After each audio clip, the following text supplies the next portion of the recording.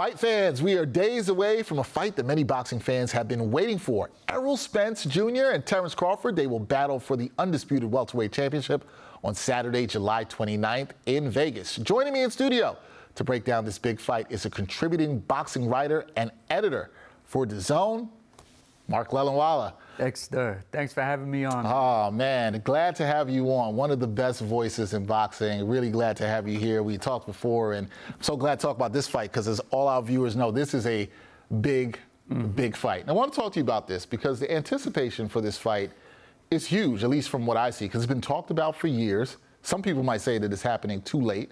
So I got to ask you this. Is it possible that this fight might be the most anticipated boxing match since Mayweather Pacquiao?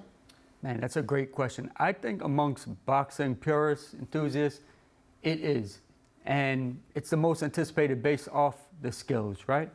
Now, in terms of casuals, are casuals anticipating this fight, coveting this fight as much as hardcore fans? I'm not sure. I guess that will be determined in pay-per-view buys and streams. But it would be great if that happens because these guys are not slinging verbal mud. They're just, it's a mutual respect and they're going into it just off skills. So it would be great to see that. Yeah, and that's good sometimes, right? It's okay if there's just this mutual respect and we don't have to have all the trash talking back and forth, although I can enjoy that too. I'm sure you can as well. But when you look at it just purely off of skill, Mark, right? This is a fight where both fighters, they're undefeated. And I think when you look at the stakes for this fight, one could view this and say, this is one that could determine the best pound-for-pound fighter in the world. Do you view it in that way? Absolutely.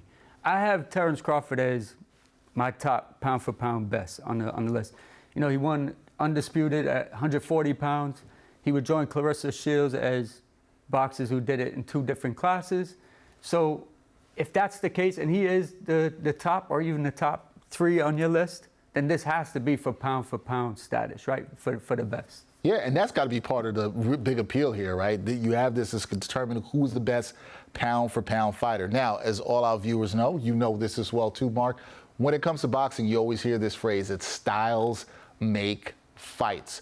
We've seen from Terence Crawford, we've seen his power and what he could bring along with the athleticism. And then from Errol Spence, we've also seen that he can win any kind of fight. We've seen him win different fights in different ways. Do you think those 2 things, the power, athleticism of Crawford with the way we've seen Spence win a variety of fights, do you think that makes for an intriguing fight in this one? How do you like how those styles clash? The styles make fights, you said it, right? And these 2 styles of these 2 fighters are excellent. I mean, you mentioned the power. Since moving to 147 pounds, Terence Crawford's gone 7-0. All 7 wins have come by the way of knockout. So the power is growing with him entering this weight. And it's at its peak. But also, you know, I think a general consensus is that Spence has the heavier hands. So that will be interesting to see.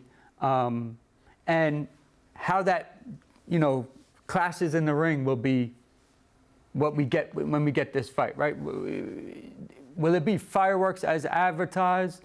Or is it going to be, will one impose his will on the other? That's the thing I want to see, right? I really think this is one of these fights where you have no idea how this is going to play out. We do not know if one fighter will impose their will, as you said, or is it going to be more of a defensive match, guys trying to figure each out for a couple of rounds? We'll have to see with that. But I wanted to talk to you about Spence because he hasn't fought in 15 months, had eye surgery after the car wreck. Most boxing fans know about that. Should his recent lack of activity be a concern for him heading into this matchup against Terence Crawford? For this kind of caliber of fight, I don't think so. I mean, let's look back to after he beat Danny Garcia. He has a long layoff, and then he fights Ugas. He didn't show any signs of ring rust, right? And for this kind of fight that they've been coveting for so long, I think he will be fine. I don't think that will be a contributing factor at all. All right, so not worried about the rust, or if there is any, when it comes to Spence. Crawford. You just talked about the power and the athleticism with him. 39 victories, no losses, 30 of those coming by way of knockout. When you look at Crawford, are there any holes in his game? Does he have a weakness as a boxer when you look at him coming into this fight? if he has any holes to his fighting game, you need a magnifying glass to see him. I mean, the only thing maybe that you could say about him is sometimes he doesn't get started immediately. He's computing information. Now, that computing in real time leads to him winning, right? So it's not such a glaring hole per se, but it's something that maybe he won't want to do against the likes of Errol Spence. Right, because we're looking at this as a possible step up in competition, and he might not have as much time, if you want to say, exactly, to compute that information. Okay, I want us to look at each boxer here, right? And what are the keys for them to win the fight? So I want you to start off by telling me, what does Errol Spence need to do to win, and also what does Crawford need to do to come out on top? Yeah, I think both just need to be themselves, right? Sometimes in a big fight, fighters might stray away or try something new in terms of strategy. For Spence, I think he just needs to do what we've seen him do. Be that pragmatic sort of fight manager who walks his opponents down. He will touch you with the jab, and at the same time, he'll crank that left hook to the body.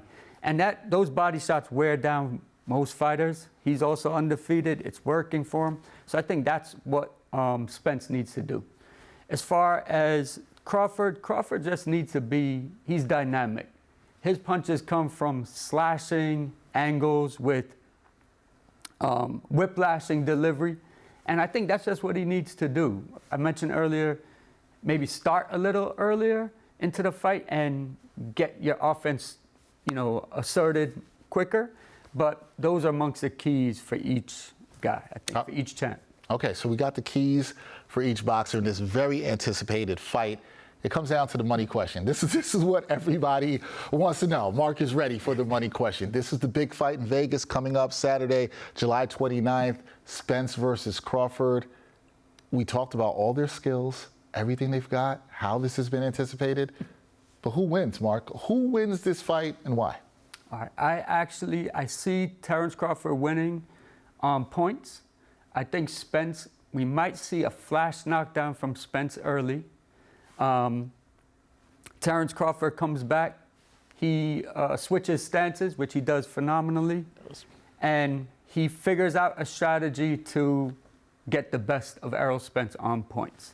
I want to follow up with you there, because do you like Crawford winning on points because of some of the stuff you talked about, what you like with him, that he's always able to download the information early in the fight and make those adjustments that we've seen him do? Is that part of your reason of liking him? Absolutely. And I think he could throw, when you mentioned keys, I failed to mention about switching stances. I think he could really, in parts, depending on when he chooses to do that, he could throw Errol Spence off his game, get him out of rhythm, perhaps.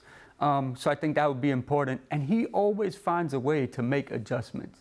His boxing IQ's through the roof, so I'm going to ride with that ever so slightly, because this is a real 50-50 fight. So if I'm wrong, I wouldn't be surprised, but I feel confident in saying that. Yeah, I think it's a good pick. You got Mark there picking Crawford on points. Should be an interesting one, July 29th in Vegas. I know you're pumped for it. Definitely. We've been waiting to see this for a long time. It's been too long, boxing. You should have had this done before, but it doesn't matter. It's here now. That is Mark Lelinwalla, the great boxing writer and editor for DAZN. Mark, appreciate the insight. Glad to have you in studio, my man. Glad to have you in studio. Go check out his work and enjoy the fight, everyone.